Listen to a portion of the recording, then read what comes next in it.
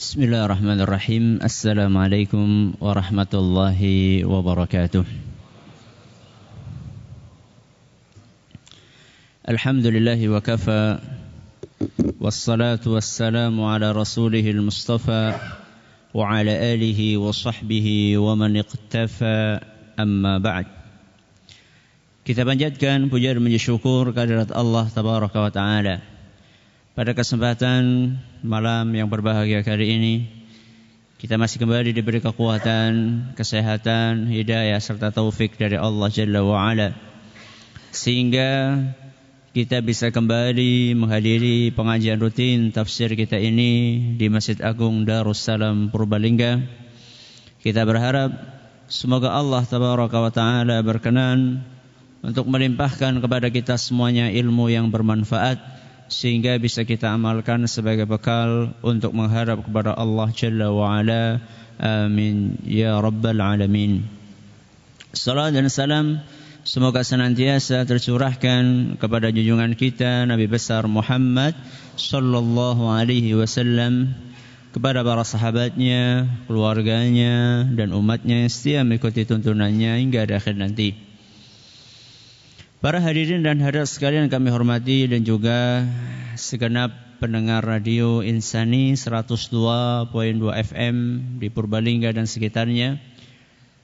Para pendengar radio Roja di Jakarta, di Bandung, di Lampung, di Berau, dimanapun Anda berada. Radio Bas FM Solo Tigo dan sekitarnya. Radio kita di Cirebon dan sekitarnya.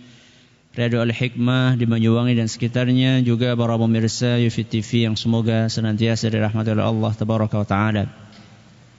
InsyaAllah kita akan berpindah ke surat yang baru mulai hari ini insyaAllah, yaitu surat Ad-Duha.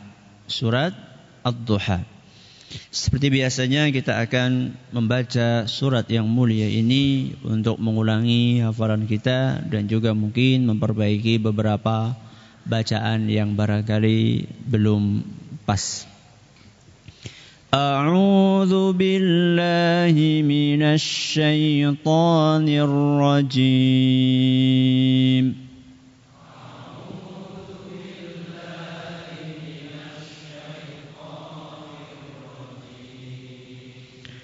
Bismillahirrahmanirrahim.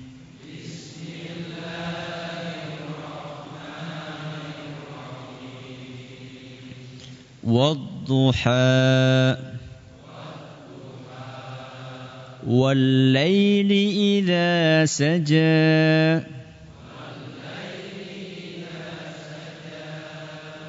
ما ودعك ربك وما قلى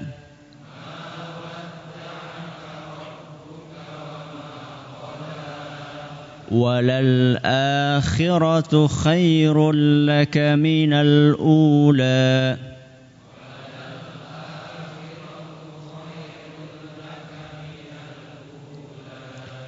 وَلَسَوْفَ يُعْطِيكَ رَبُّكَ فَتَرْضَى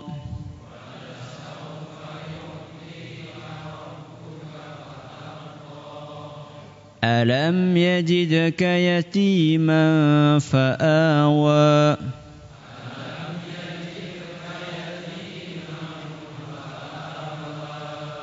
وَوَجَدَكَ ضَالًّا فَهَدَى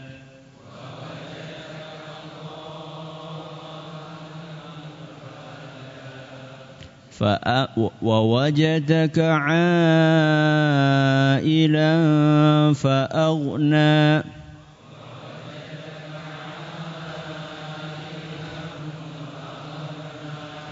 فَأَمَّا الْيَتِيمَ فَلَا تَقْهَرْ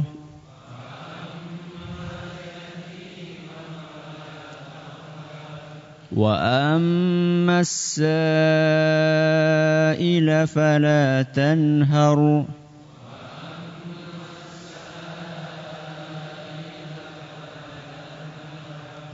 وَأَمَّا بِنِعْمَةِ رَبِّكَ فَحَدِّثْ.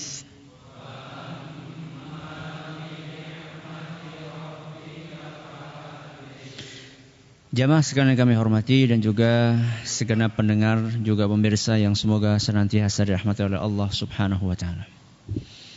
Kita semua meyakini tentang kebesaran Allah.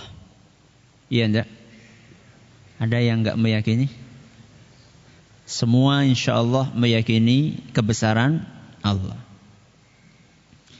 Tapi pernahkah kita bertanya, ada enggak tanda-tanda kebesaran Allah? Ada enggak tanda kebesaran Allah? Jawabannya ada atau banyak?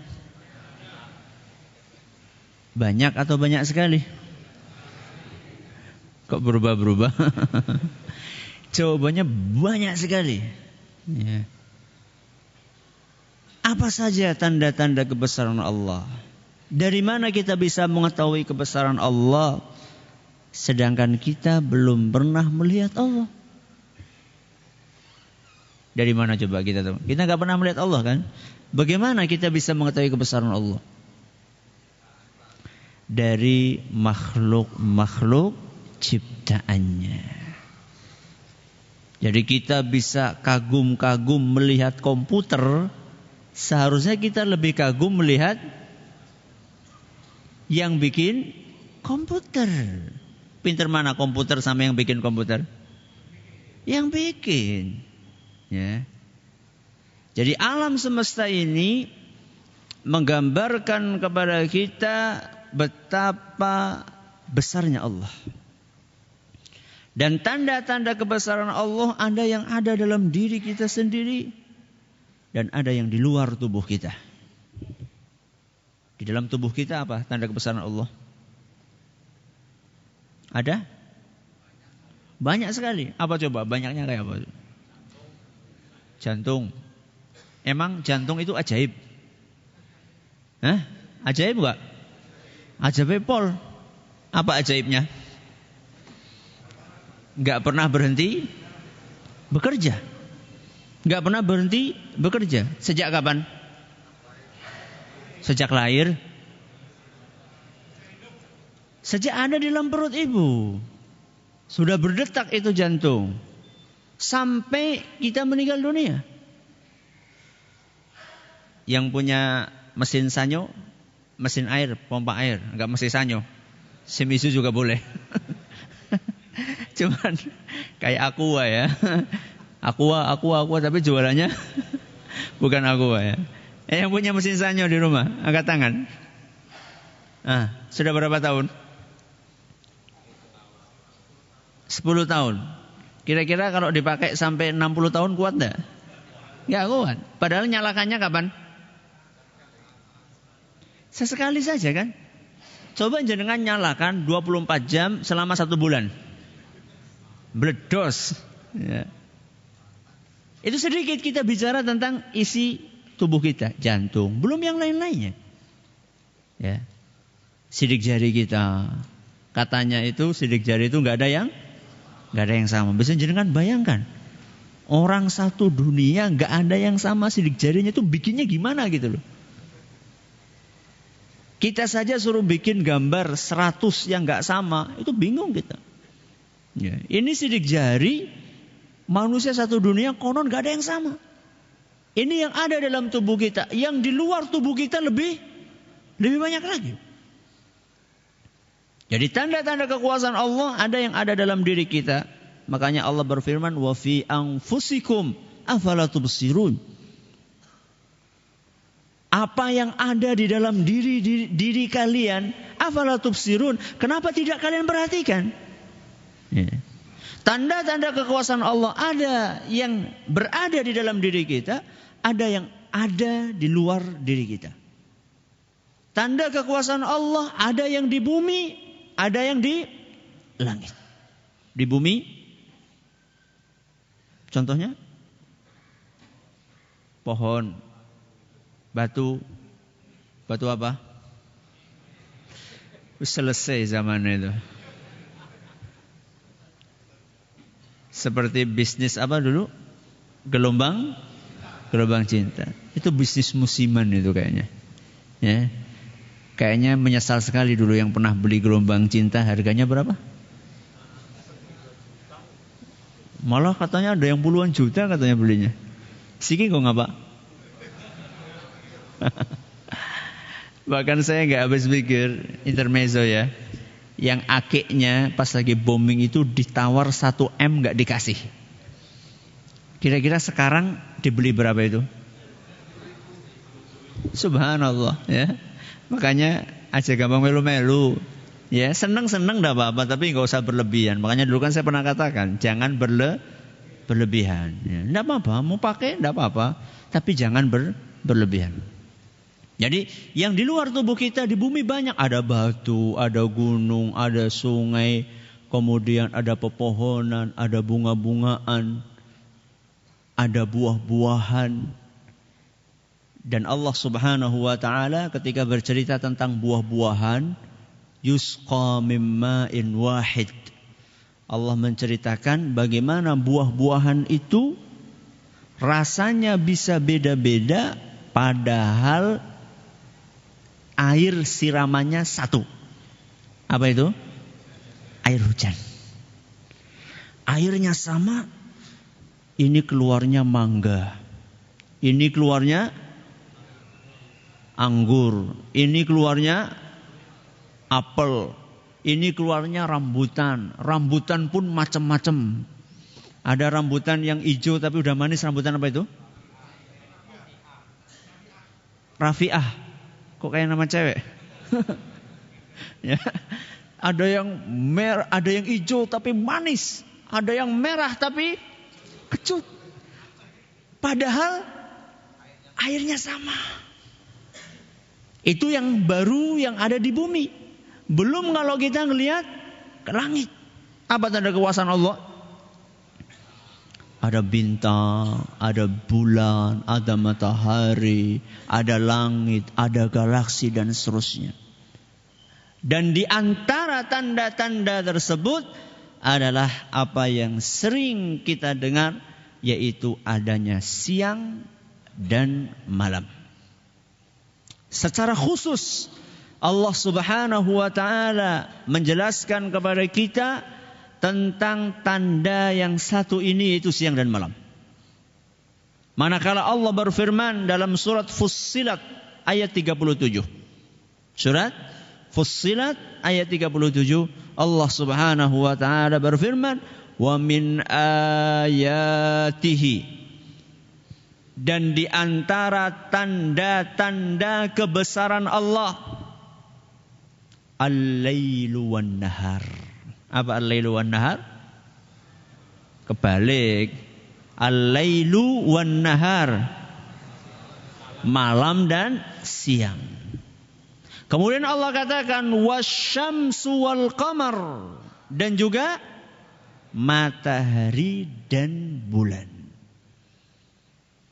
Jadi secara tegas di sini Allah Subhanahu wa taala menerangkan kepada kita tentang bahwa siang dan malam adalah tanda-tanda kekuasaan Allah, dan itu di antara tanda-tandanya. Makanya kalau kita perhatikan, subhanallah, siang waktunya bekerja, malam waktunya istirahat. Wa ja'alna al-laila libasa wa ja'alna an-nahara ma'asha. Kami jadikan malam itu sebagai selimut. Maksudnya waktunya istirahat.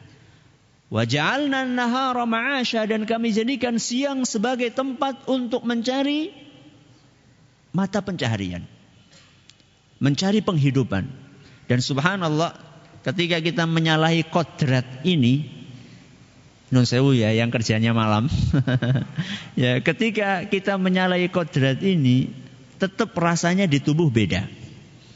Panjenengan tidur malam 5 jam sama tidur siang 5 jam, itu rasanya beda. Kalau tidak percaya, coba jenengan tidurnya agak maleman dikit. Misalnya ya, baru biasanya jenengan tidur jam 9 misalnya ya. Kemudian jenengan undur tidurnya jam 1. Berarti panjenengan sudah mengurangi waktu tidur malam 1, 2, 3, 4 jam. Besoknya habis subuh jenengan tambahi 4 jam tidurnya. Bangun-bangun itu tidak seseger kalau kita tidurnya jam 9 sampai subuh. Padahal jumlah jamnya apa? Sama. Karena memang sebenarnya waktu siang itu, maksudnya bukan sebagiannya. Kalau sebagiannya tidur siang disunahkan. Waktu siang itu bukan waktunya untuk tidur. Allah subhanahu wa ta'ala mengatur alam semesta ini seperti itu. Makanya Allah azza wa jalla secara khusus menyebutkan siang dan malam supaya kita bisa memperhatikan. Dan Allah subhanahu wa ta'ala juga nabinya sallallahu alaihi wasallam sering mengajak kita untuk memikirkan apa yang kita lihat di muka bumi ini. Kemudian setelah itu Allah dan Rasulnya SAW mengajak kita untuk memahami ajaran agama Islam melalui apa yang kita lihat. Contoh, ini yang biasa distilahkan dengan metafora. Apa metafora? Perumpamaan. Perumpamaan. Ketika Nabi SAW mengumpamakan sholat 5 waktu, Nabi umpamakan dengan apa? Mandi di sungai 5 kali. Sungai bisa apa? Kelihatan. Nabi SAW menggunakan media sungai ini sebagai sarana kita untuk memahami sholat. Nabi kita SAW bersabda dalam sebuah hadis yang diriwayatkan oleh Imam Bukhari dan Muslim, "Ara'aitum law anna nahran bi babi ahadikum yaghtasilu minhu kulla yawmin 5 marrat, hal yabqa min daranihi syai'?" Kata Nabi SAW, wahai para sahabatku, andaikan ada sebuah sungai mengalir di depan rumah kalian, kemudian kalian mandi di dalamnya sehari 5 kali, apakah akan tersisa kotoran di tubuhnya? Lihat, Nabi SAW mengajak kita untuk berpikir bahwa mandi sehari berapa kali? 5 kali. Ada yang di sini mandi sehari 5 kali? Kebanyakan berapa kali? 2. Masya Allah. Ya. Kebanyakan 2 kali. Nabi SAW mengumpamakan 2 kali saja sudah Masya Allah kan. Udah pada ganteng-ganteng. Udah pada mandi semuanya kan ya? Sudah. Alhamdulillah. Ya. Makanya baunya seger. Jadi Nabi SAW mandi 2 kali saja sudah Masya Allah. Ini Nabi SAW memberikan perumpamaan mandi berapa kali? 5 kali. Pertanyaannya, apakah tersisa daki di tubuhnya? Maka para sahabat begitu mendengar sabda Nabi SAW ini, langsung mereka mengatakan, la yabqa min daranihi syai', wahai Rasul, tidak tersisa wahai Rasul di tubuhnya daki sedikit pun. Karena sehari mandinya 5 kali. Apakah Nabi SAW dalam hadis ini hanya pengen bicara tentang sungai saja? Enggak. Sungai ini cuma sekedar perumpamaan, metafora. Agar kita memahami ajaran Islam, Nabi SAW gunakan sesuatu yang mudah dicerna oleh kita, yaitu sungai mandi. Mandi itu kan kebutuhan primer apa sekunder? Primer. Setiap hari kita mandi. Setiap hari kita mandi berarti aktivitas mandi itu adalah sesuatu yang gampang dicerna. Ya. Maka Nabi jadikan itu sebagai metafora, sebagai perumpamaan. Setelah Nabi SAW menyampaikan tentang mandi 5 kali sehari itu, kemudian Nabi SAW bersabda, "Fadzalika matsalus shalawatil khams yamhullahu bihinnal khataya." Itulah perumpamaan, metafora dari sholat sehari berapa kali? 5 kali. Kalau mandi 5 kali membersihkan daki, kalau sholat 5 kali membersihkan dosa. Jadi dosa itu diumpamakan seperti apa? Daki. Kotoran yang nempel di tubuh. Lah Ustaz kayak artis-artis kinclong-kinclong awake. Ora sholat. Yang sholat ada. Saya lagi bicara tentang yang tidak sholat. Ya. Saya sedang berbicara tentang yang tidak sholat. Loh itu cantik-cantik. Ya. Gonta-ganti apa? Pasangan. Ya. Itu buktinya tetap cantik. Kulitnya malah lebih halus dari kulit saya. Padahal nyong sedina sholatnya ping 5. Ya. Yang kotor bukan itu. Yang kotor apanya? Hatinya. Makanya kalau misalnya kita baca hadis Nabi SAW ini bisa kita umpamakan orang yang sholatnya setahun cuma 2 kali seperti orang yang mandinya setahun 2 kali. Tahu tumon wong adose setahun kurping pindo. Panjenengan mau duduk di samping dia? Mau nggak? Tak bayarlah 1.000. Gak mau kan? Tapi aneh. Ada mertua punya mantu seperti itu. Aneh. Makanya para orang tua, saya yakin para orang tua ini ketika ada seorang pemuda melamar putrinya, kemudian menyebutkan kelebihan, kemudian kekurangannya apa? Dek, kamu itu kekurangan saya Pak, mandinya setahun cuma 2 kali. Diterima gak? Hah? Gak diterima. Setahun pemilu, sorry ya. Anakku ayu-ayu kok. Tapi kalau misalnya ditanya, jenengan kekurangannya Pak? Ya sholat Pak, sholatnya saya masih bolong-bolong. Bolong-bolongnya gimana? Ya paling cuma Idul Adha sama Idul Fitri tok. Ya bisa diatur itu. Subhanallah. Rela panjenengan menikahkan putri jenengan dengan orang yang mandinya setahun cuma 2 kali. Kebangetan. Ya. Makanya Nabi SAW mengatakan fadfar bidzati dini taribat yadak. Utamakan kepatuhan seseorang di dalam beragama, niscaya engkau akan beruntung. Ketika Nabi SAW bercerita tentang kriteria pasangan yang seharusnya dinikahi. Ada Nabi SAW menyebutkan kebiasaannya, biasanya wanita itu dinikahi karena kecantikannya, karena apanya? Hartanya, kemudian karena keturunannya, tungkahul mar'atu li arba'in. Iya betul, karena kecantikannya, karena hartanya, karena keturunannya, karena agamanya. Agamanya nomor berapa? Nomor 4. Tapi kemudian Nabi SAW mengatakan fadfar bidzati din taribat yada. Prioritaskan agamanya, niscaya kamu akan beruntung. Ya, kembali kepada metafora. Jadi Nabi SAW tadi menggambarkan sholat seperti apa? Seperti mandi, seperti sungai. Nah sekarang Allah Subhanahu wa ta'ala di dalam surat Ad-Duha itu memberikan metafora tentang siang dan malam. Kalau kita perhatikan, Allah berfirman wad-duha, demi waktu duha. Waktu duha itu ya setelah matahari terbit, berarti sudah terang atau belum? Sudah terang. Ya.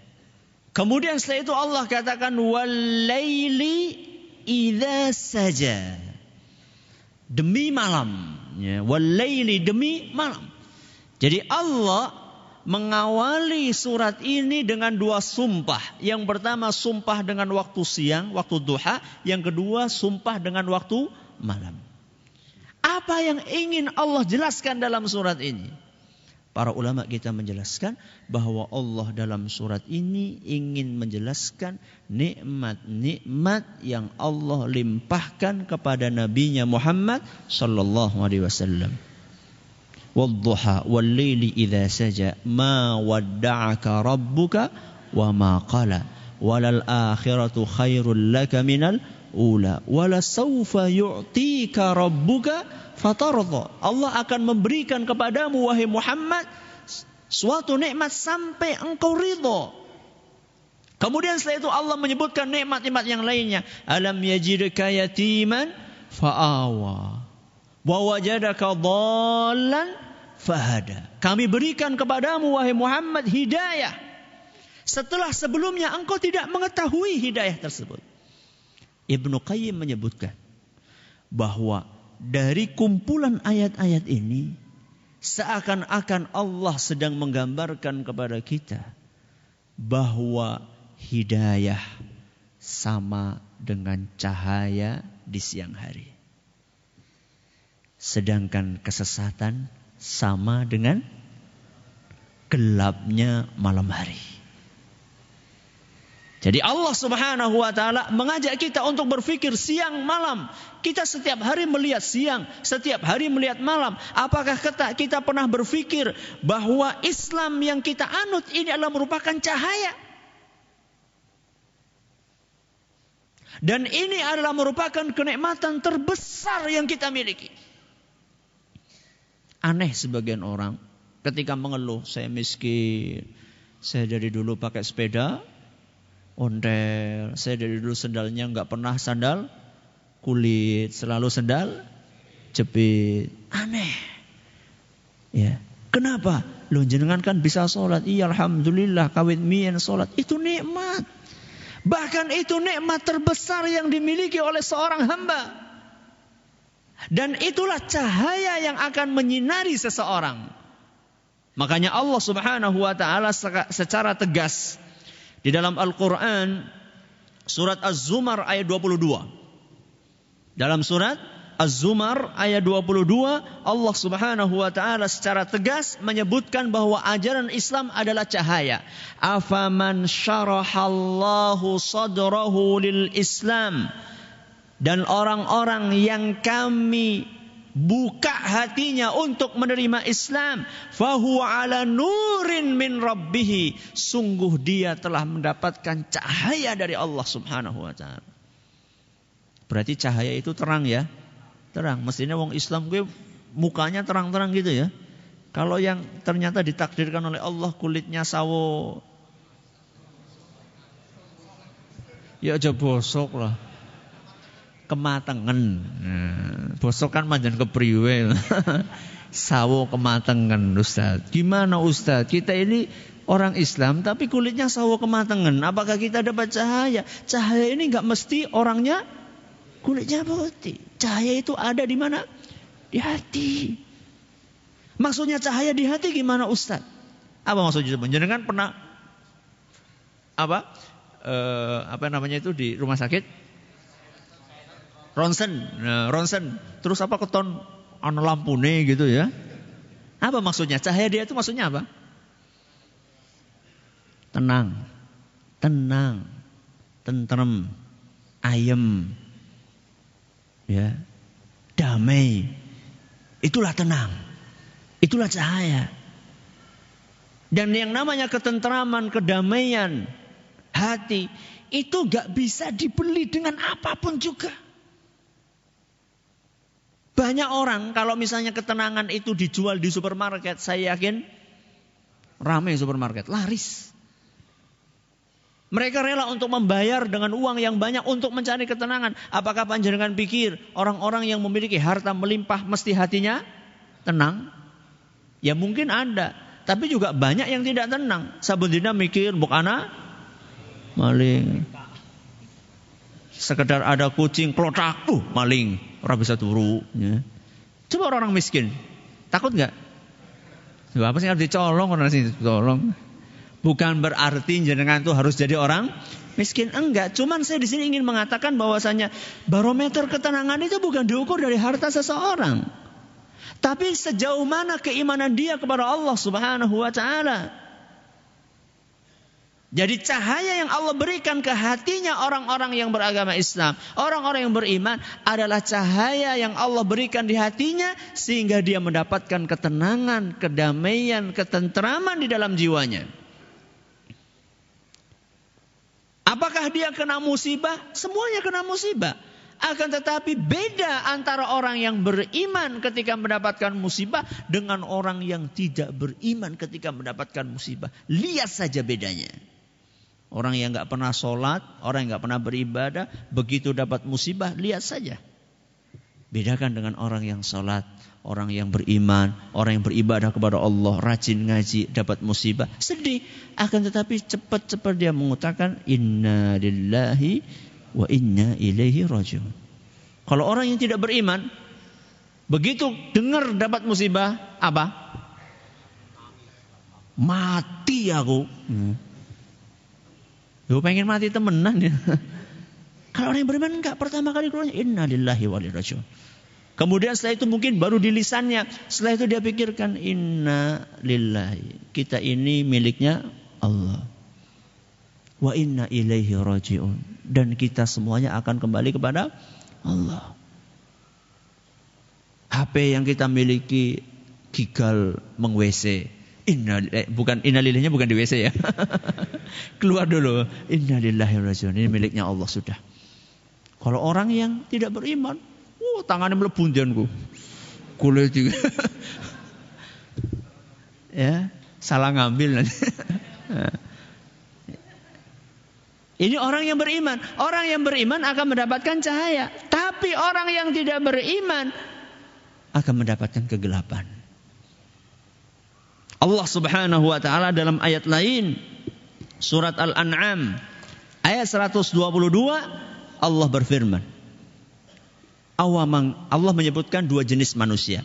Allah menyebutkan dua jenis manusia dalam surat apa tadi? Al-An'am ayat 122. Bismillah. Manusia yang pertama, kata Allah, awaman kana maitan. Apakah orang yang sebelumnya mati? Fa ahyainahu. Kemudian kami hidupkan dia. Wa ja'alna lahu nuran yamshi bihi finnas. Kemudian kami beri dia cahaya yang dengannya dia bisa berjalan di hadapan orang yang banyak. Ini manusia yang pertama. Manusia yang pertama sebelumnya apa? Mati. Terus dikasih apa? Cahaya. Cahaya hidup bisa jalan. Para ulama mengatakan mati di sini maksudnya adalah dia tidak kenal apa itu Islam. Tidak tahu hidayah. Tenggelam dalam maksiat. Dalam perbuatan-perbuatan mungkar. Kemudian Allah masukkan secercah cahaya ke hatinya sehingga dia tahu jalan mana yang seharusnya ditempuh. Ini orang jenis yang pertama. Orang yang kedua, kama mathalu fi dhulumati laysa bi kharijin minha. Apakah orang yang pertama ini seperti orang yang kedua? Siapa orang yang kedua? Orang yang berada di dalam kegelapan dan dia tidak bisa keluar dari kegelapan tersebut. Jadi ada berapa jenis manusia? Pertama, dua. Yang pertama, orang awalnya mati terus dikasih cahaya, hidup bisa jalan. Yang kedua, orang yang berada dalam kegelapan dan tidak bisa keluar dari kegelapan itu. Apakah dua orang ini sama? Sama atau tidak? Beda. Dan para ulama menyebutkan di sini, matinya orang yang pertama karena belum kenal apa? Islam. Berarti keliru ya kalau ada orang yang mengatakan Muslim sama kafir itu sama. Keliru apa enggak? Beda. Karena di sini Allah mengumpamakan orang kafir itu seperti orang mati. Kan orang ini sebelum kenal Islam mati kan?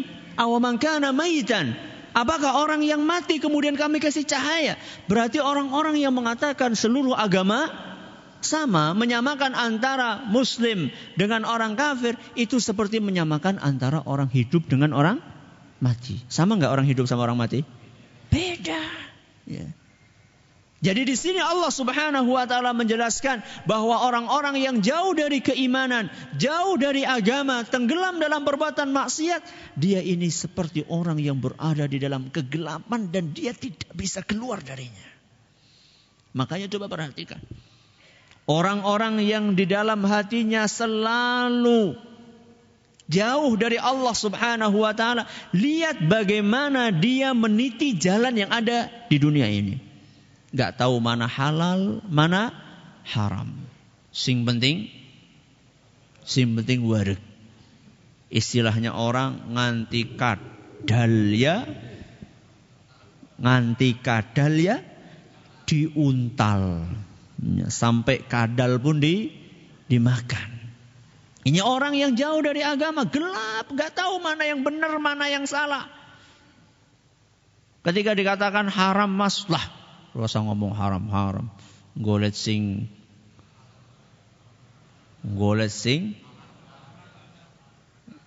Golek sing haram be angel, apa maning golek sing halal. Ini orang-orang yang jauh dari cahaya, gelap kehidupannya. Ya. Ada masalah dikit marah, banting piring, banting gelas. Makanya istrinya itu ketika suaminya datang itu spot jantung. Ya. Dan jenengan dulu nikah sama suamimu karena apa? Biyen ganteng banget mas. Kurang deleng ganteng etok. Kalau ganteng tidak beriman, apa manfaatnya? Ya. Makanya ini yang masih bujangan-bujangan ini ya. Atau yang sudah nikah tapi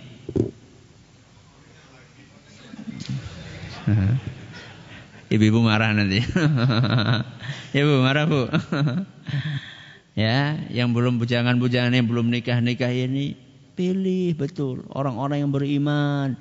Yang pemuda-pemuda, cari pemudi-pemudi yang beriman. Yang pemudi-pemudi, cari pemuda-pemuda yang beriman. Itu nomor 1 keimanan.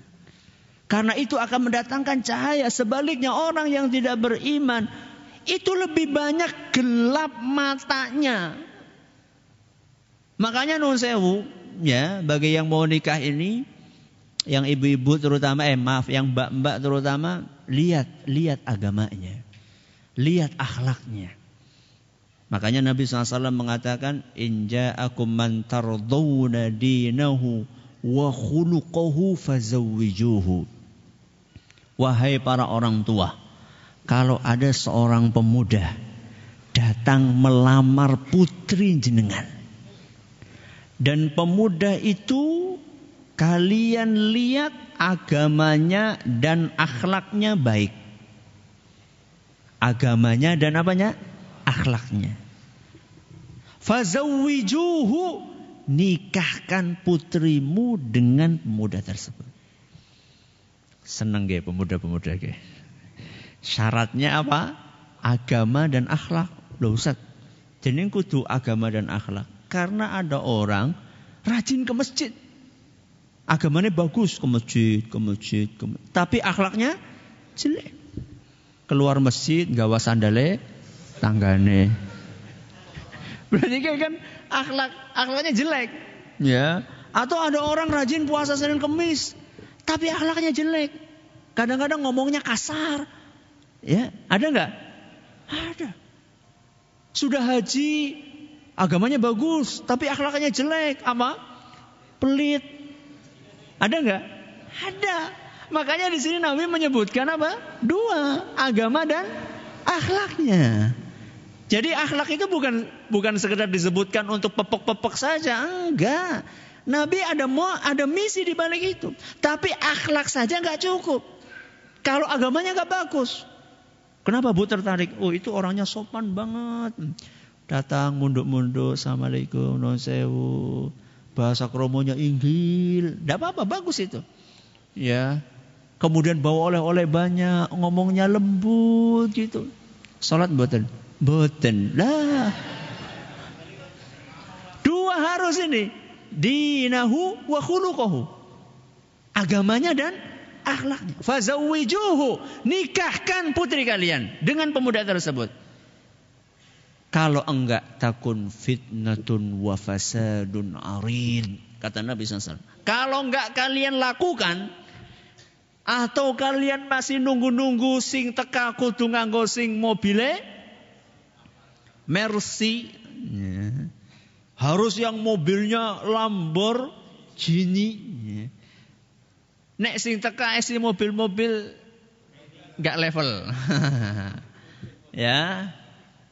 Maka yang seperti ini kata Nabi SAW, takun fitnatun wa fasadun arid. Akan terjadi fitnah dan kerusakan yang besar. Ini saya bukan nakut-nakuti ya. Bapak-bapak yang punya apa? Yang punya putri, saya bukan sedang nakut-nakuti, tapi sedang menyampaikan pesan dari siapa? Rasulullah SAW. Kok kita sampai nikah ya? Apa tadi? Oh, gelap. Ya. Jadi orang yang jauh dari agama dia gelap. Ya. Ini baru gelap di mana?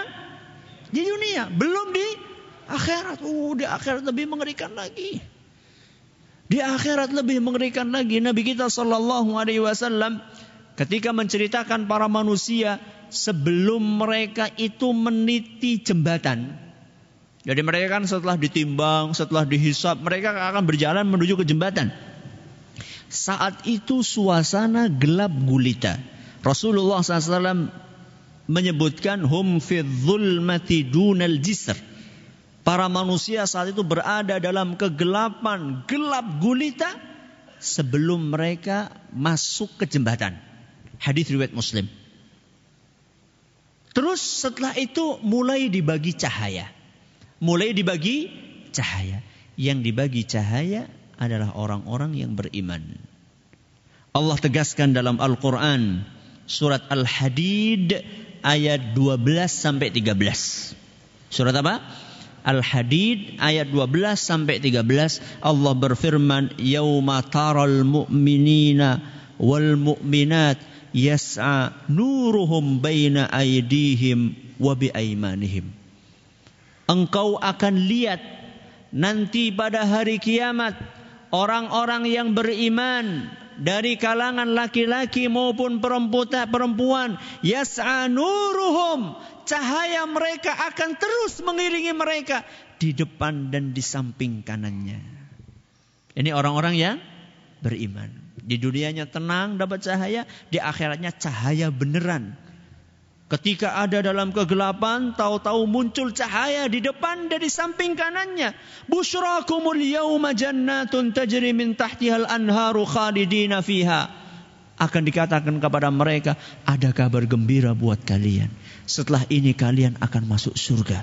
Di bawahnya mengalir sungai-sungai dan kalian akan kekal di dalamnya. Dzalika huwal fawzul azim. Itulah kesuksesan yang terbesar. Ini siapa? Orang-orang yang beriman. Yauma yaqulul munafiquna wal munafiqat. Siapa ini? Orang-orang munafik, laki-laki dan perempuan. Mereka berkata kepada siapa? Lilladzina amanu, kepada orang-orang yang beriman, unzuruna naqtabis min nurikum. Tunggu kami pengen minta sedikit cahaya dari kalian. Karena satu masih ngumpul. Masih siapa? Masih ngumpul. Jadi orang yang beriman dapat cahaya, orang yang munafik melu dapat cahaya. Tapi dia nggak dapat, dia cuma kebagian sedikit cahayanya orang yang beriman. Maka mereka katakan, unzuruna, tunggu kami pengen dapat sedikit cahaya dari kalian. Apa dikatakan sama kaum munafikin? Qila rji'u wara'akum faltamisu nura. Dikatakan sama orang-orang munafik yang minta cahaya kepada orang yang beriman, coba kalian mundur sana, mundur. Cari cahaya kalian di sana. Orang yang beriman maju terus, orang munafik pada mundur, cari cahaya di belakang, sampai terpisah antara kaum mukminin dan munafikin. Setelah terpisah total, faduriba bainahum bisur. Allah bikin tembok antara kaum mukminin dan kaum munafikin. Na'udzubillahi min dzalik. Ya sudah, kemana Ustaz? Sudah masuk ke neraka. Sedangkan orang yang beriman akan melewati jembatan tersebut. Berarti yang lewat jembatan hanya orang-orang yang beriman. Orang munafikin, orang kafir, orosah lewat jembatan, langsung baik. Kemana? Ke neraka. Na'udzubillahi min dzalik. Itulah kegelapan di mana? Di akhirat. Semoga Allah Subhanahu wa taala memberikan cahaya kepada kita semuanya. Allahumma amin. Ada pertanyaan? Silakan.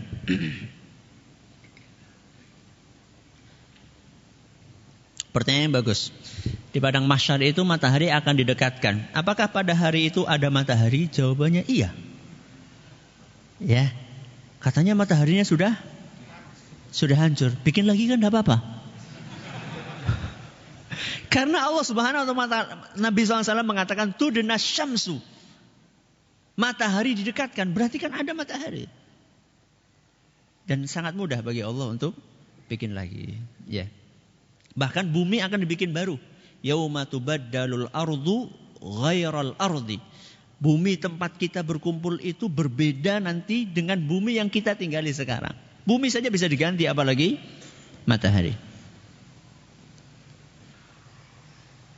Ustaz, bagaimana hukumnya ketika mendapatkan hak dari atasan sejumlah uang untuk operasional, akan tetapi dari pihak atasan mensyaratkan adanya laporan pengeluaran yang tidak sesuai dengan kenyataan yang sebenarnya sebagai syarat pengambilan, apakah uang yang menjadi hak yang halal menjadi haram? Ini uangnya halal dulu atau tidak? Saya khawatirnya uang-uang yang seperti ini itu seripilan-seripilan proyek-proyek sing dane 10 juta tapi ngomongnya 20 juta, SHU-ne seripilan. Saya khawatirnya seperti itu. Kalau dari awal itu adalah uang yang hasil manipulasi proyek, itu dari awal sudah nggak benar, sudah nggak halal. Tapi kalau memang betul-betul itu uang halal, betul-betul itu uang halal, bukan uang haram sumbernya, maka hukum aslinya halal. Hukum aslinya halal. Ya tinggal panjenengan bagaimana bisa bernego kepada siapa? Kepada atasan Anda untuk membuat laporan sesuai dengan realita. Kalau ternyata nanti dirubah laporan jenengan sama siapa? Sama atasannya, berarti yang dosa siapa? Atasannya. Yang penting jenengan memberikan laporan seperti apa adanya. Masalah nanti dirubah sama atasannya, yang berdosa adalah atasannya. Wallahu a'lam. Ustadz, mengerjakan amalan yang tidak dicontohkan Nabi kan nggak dapat pahala. Kalau mengerjakan puasa Daud, apakah dapat pahala? Sedangkan Rasul tidak mencontohkan. Rasul mencontohkan. Nabi yang mengatakan bahwa puasa yang paling afdal adalah puasa Daud. Ya, jadi Nabi SAW mencontohkan itu bisa dengan ucapan, bisa dengan praktek. Jadi sebagian orang mengira puasanya Nabi Daud, ya puasa nggo Nabi Daud. Nabi SAW, Nabi kita Muhammad SAW menyebutkan bahwa puasa Daud puasa yang paling afdol. Jadi beliau sendiri yang mengatakan, ya. Jadi ini semacam pengakuan dari Nabi tentang amalan yang dilakukan oleh Nabi Daud. Berarti itu sudah masuk ke dalam ajaran Nabi kita Muhammad Sallallahu Alaihi Wasallam. Ustadz, kalau saya nanya kepada Pak Kiai tentang barang yang hilang, apa termasuk syirik?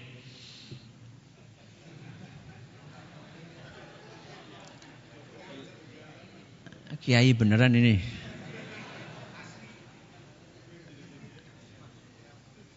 Kalau Pak Kiainya tahu, ya misalnya ternyata pencurinya tetangga beliau gitu misalnya ya, bukan beliaunya, Pak Kiai nyuri kan enggak lah. Ternyata Pak Kiai ngelihat, oh itu motornya si Fulan, saya ngelihat. Ya enggak apa-apa tanya seperti itu.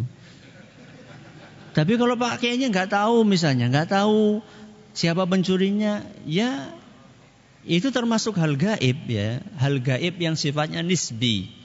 Ya, gaib itu ada yang mutlak, ada yang nisbi. Mutlak itu artinya gaib sama sekali, seperti hari kiamat. Itu kan enggak ada yang tahu sama sekali. Gaib nisbi itu adalah gaib yang kayak tadi, barang kelangan. Itu gaib menurut banyak orang, tapi menurut pencurinya itu bukan apa? Gaib, karena dia tahu pencurinya. Nah yang seperti ini pun sebenarnya juga tidak boleh atau tidak ada yang tahu kecuali si pencurinya dan Allah Subhanahu wa taala. Ada juga yang tahu, siapa? Setan. Siapa? Setan. Nah, ini yang biasa ditanya-tanya ini tahu karena tanya sama siapa? Nah, itu dia. Itu bermasalahnya di situ.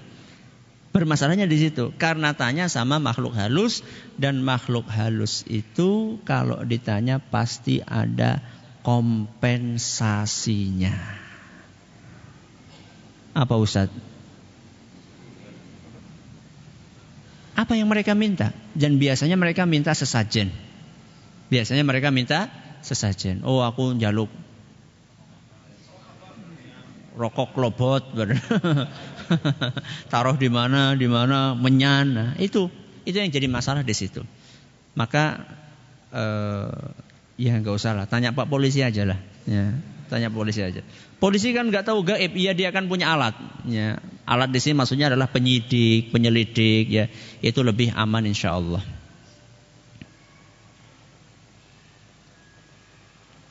Jam berapa isya-nya? Sudah? Wallahu taala a'lam wa alam. Terima kasih atas perhatiannya. Kita cukupkan sampai di sini pengajian kita. Semoga bermanfaat. Wallahu taala a'lam wa alam. Subhanakallahumma bihamdik asyhadu an la ilaha illa anta astaghfiruka wa atubu ilaik. Assalamualaikum warahmatullahi wabarakatuh.